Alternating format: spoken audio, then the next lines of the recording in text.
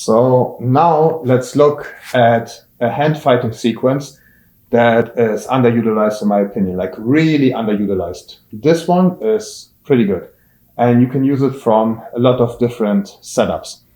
I like to watch Jackson Smith for this. If you don't know who this is, he has a style and he's a collegiate wrestler that wrestles D1.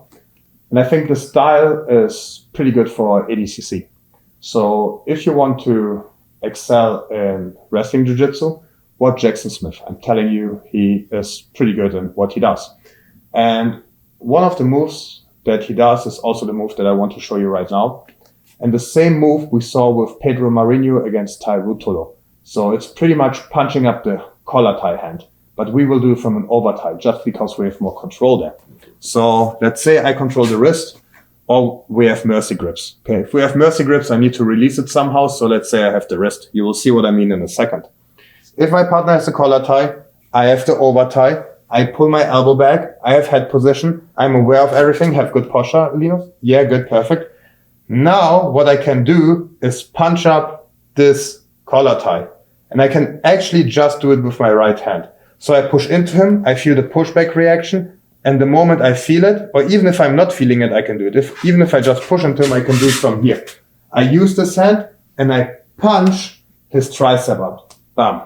Okay? So I release the overtie for a second to punch it up, go with the back of my leg to my forward leg, and go into the underhook. It looks something like this.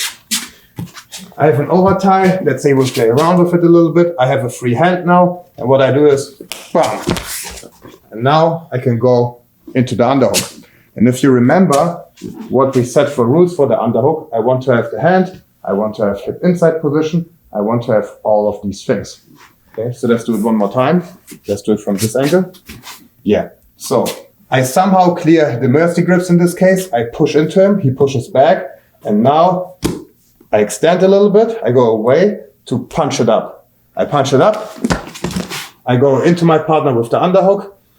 And you see this time I move with my right leg to the left just to have good leg positioning for the underhook. And then you can continue. One more time. Let's do it from here.